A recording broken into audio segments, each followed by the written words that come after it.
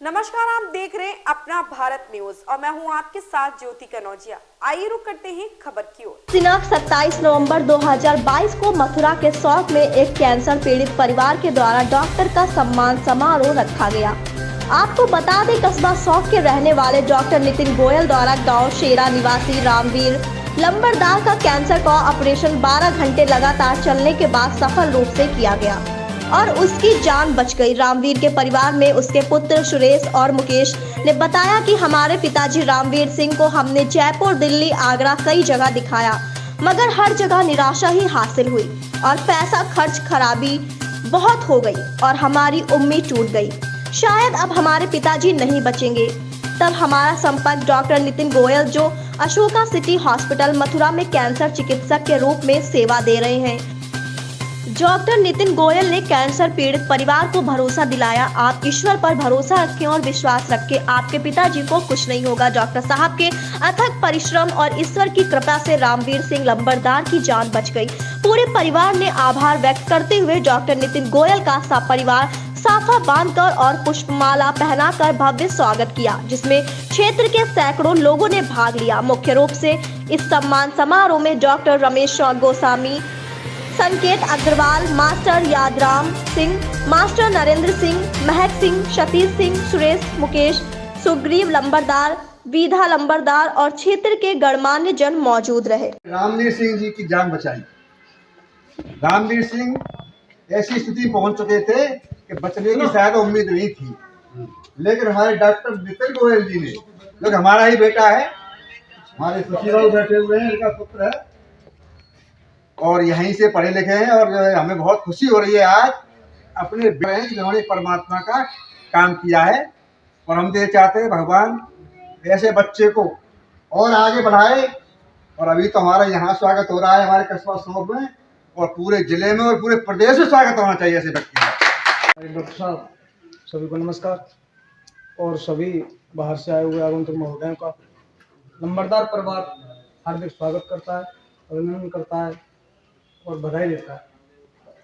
Doctor साहब ने जो जो शब्द बोले हम सबसे, हमको वो सब कुछ मालूम है और हर एक पॉइंट से गुजरे हम।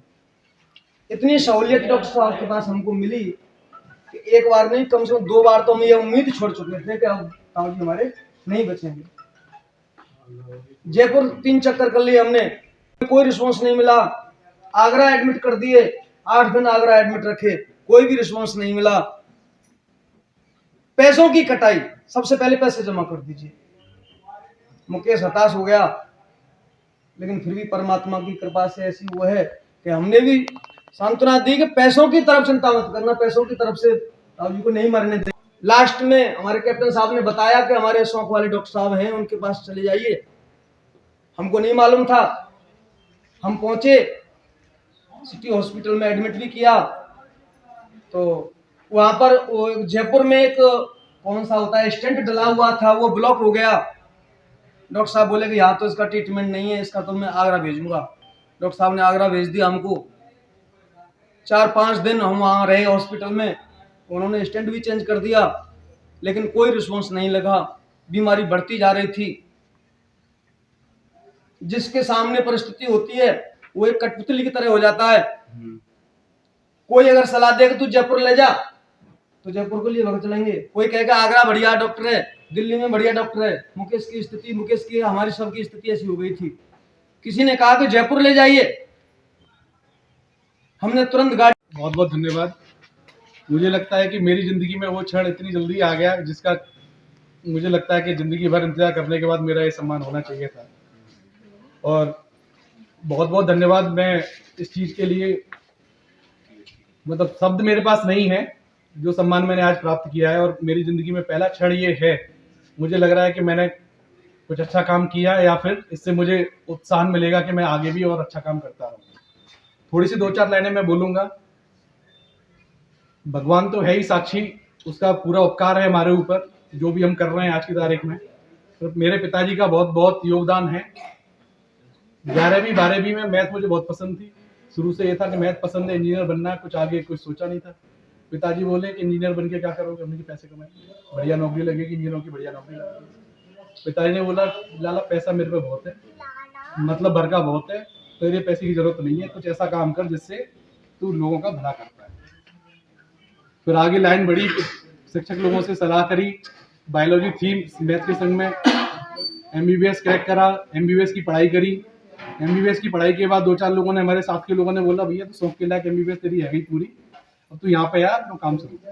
पिताजी बोले एमबीबीएस के लाला काम नहीं चलेगा, जमाना आगे बढ़ा। फिर आगे पीजी की तैयारी करी, एमडीएमएस का एग्जाम दिया, बढ़िया रैंक निकाली, सर्जरी विभाग में मिला, 3 साल की सर्जरी की पढ़ाई करी आगरा से।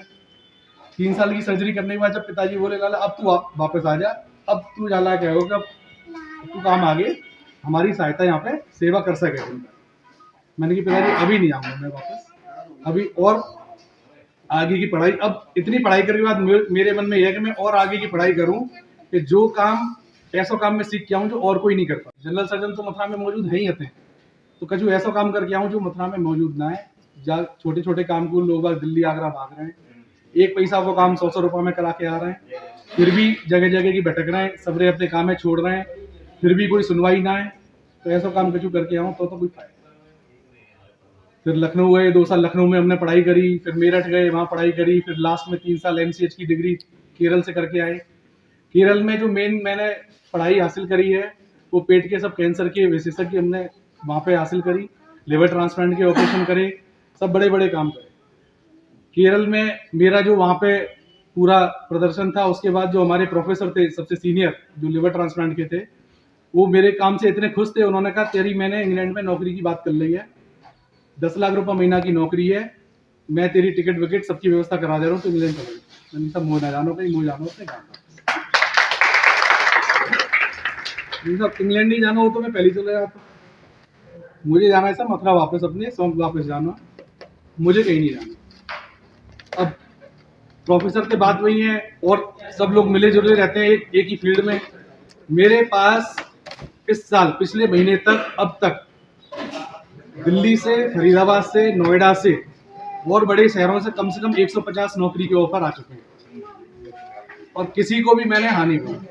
मैंने कहा मुझे नहीं जाना, चाहे मैं जीऊं चाहे मरूं, चले चाहे नहीं चले, रंगों में मत खाओ। 2 रोटी सुबह खानी है, 2 रोटी शाम को खानी है, इतना ऊपर वाले की दया से काम चल। एक बात ये बोली बेटा, नीयत साफ रखियो, ये नहीं हो जैसी डॉक्टरों की दुर्गति आज की तारीख में हो रखी है।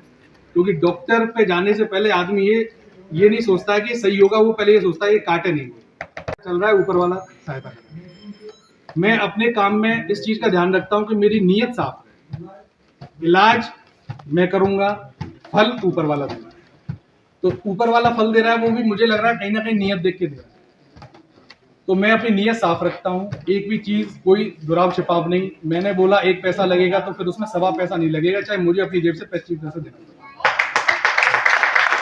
इस चीज का मैं ध्यान रखता हूँ।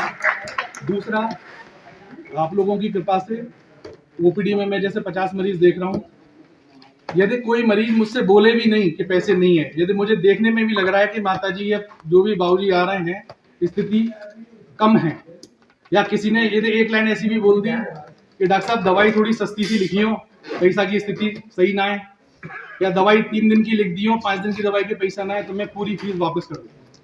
मैं कोशिश करता हूँ कि कहीं ना कहीं ऐसा ना हो कि मैं फीस रख लूँ और वो अगला आदमी दवाई नहीं ले पाए, मेरा तो पर्चा खराब ही हो गया। दूसरा, किसी ने गलती से भी बोल दिया कि साहब पैसे की व्यवस्था नहीं है, अगली बार की फीस कर देना, मैं उसके पर्चे पर फ्री लिख देता हूँ, जिंदगी भर की फ्री है। एक बार एक सज्जन आए, उनने मेरी फीस में नॉर्मली 400 रुपये रखी हुई है क्लिनिक पे, उनने दिए 370 रुपये। लड़के ने मुझे रात में हिसाब दिया कि साहब ऐसे इतने करके 70 रुपये, 70 का क्या हिसाब है, 400 के हिसाब से तो पूरे। तो उसने बताई साहब उन पे पैसे कम थे, उनने पूरी जेब खगाल के 370 रुपये जमा करे।